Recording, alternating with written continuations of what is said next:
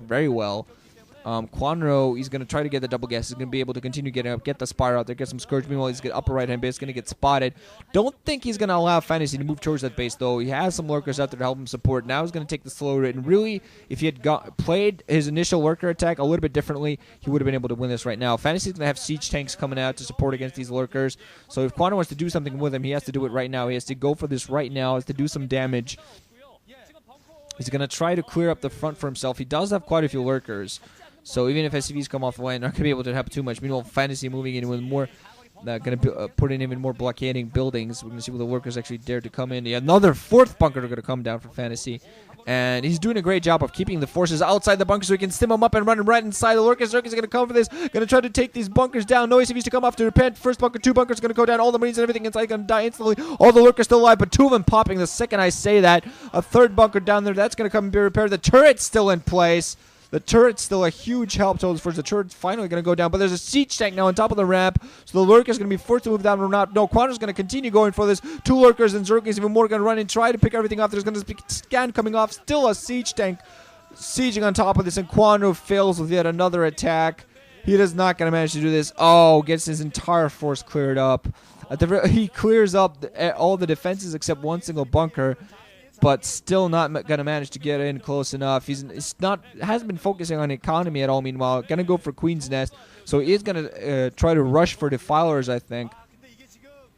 But Fantasy still managing to rebuild his entire army in seconds. Going to have initial science vessel out there, tanks to support as well. 2nd engineer bay on the way. He's going to have weapons too soon.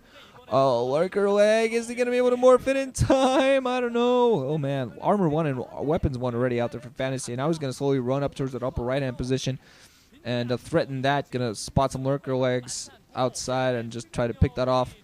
Pick all those off. Takes a while though, so you might actually decide not to do that. But Kwanro really, I think one of the primary things that Queens needs to get some Nidus canals out there as well. That upper right hand position, a very bad position. There are going to be a few lurkers. There's 3 lurkers going to be waiting across the bridge.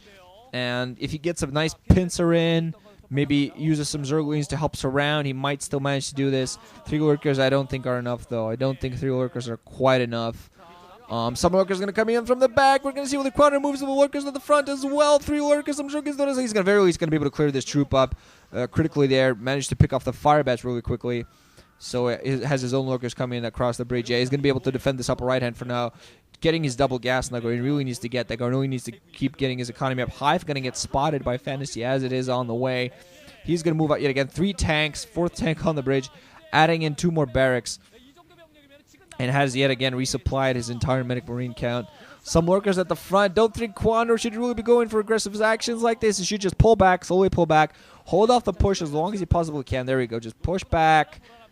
Push back, burrow. As you see the tanks coming in, start sieging up, unburrow, move back, do that. Just try to get some defenses going at that base, at that upper right hand. Possibly put a sunken down or 2 if you can afford to, and get some more lurkers out there. And I'm thinking this is going to be a rush to Defilers. I mean, I think this is the only shot of getting back into this. Rushing to Defilers, using Dark Swarm to his advantage to try to push yet again into Fantasy's base. Fantasy, don't really think he's going to be expanding right away. He's going to try to go for this push. He might expand. Depending on how successfully this push goes, probably going to be seeing him expand to 12 o'clock. There's going to be a creep colony coming down that upper right-hand base for Kwanro. He's going to have some lurkers right in front of the bridges to support. But I think even with one sunken colony at the front, that's not even going to delay at all. 1 lurker going to go down to this tank, another lurker back there to support. This bridge is basically his only position to hold. He has no Scourge. There's the huge problem. He has absolutely no Scourge to take out that science vessel. Lurkers are coming at the front, going to try to absorb some of this. Going to try to take some of these tanks now. 1 single sunken colony down there as well, but all the lurkers melt. Medic Marines coming very close, even tanks to support as well. They're going to come in here, going to pick off all these drones and all these bases. Some lurkers and zerglings going to come in, try to save this. Drone's going to come off the line.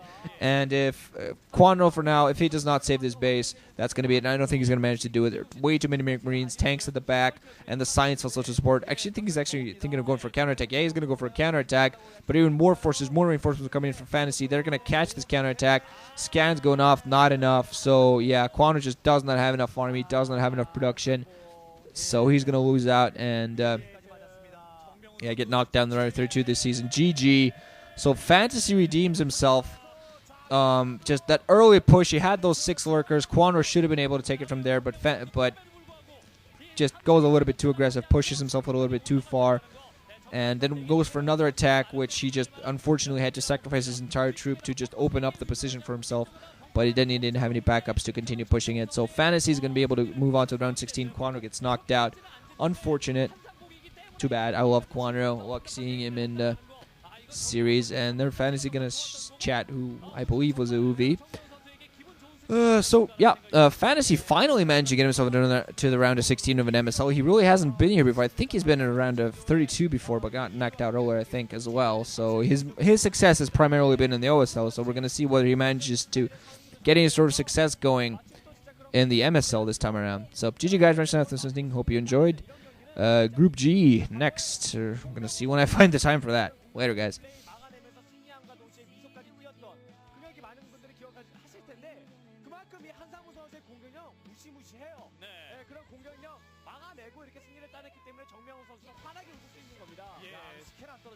그럼요. 마침 그 스캔도 잘 떨어졌고 뒤에다가 벙커 지으면서 대비를 철저하게 했다는 거. 기왕 막는 거 철저하게 막자. 어찌 보면은 내가 이 벙커를 하나 지음으로써 유닛이 하나 안 나오기 때문에 상대방의 유닛 공백기에 내가 못 뛰쳐나가면 안 되지 곤란하지 않을까라는 고민을 할 수도 있는데 정명훈 선수는 머릿속으로 생각을 한 겁니다. 아, 내가 상대하고 있는 게 지금 한상복이지. 그렇다면 한 번 더 들어올 거야.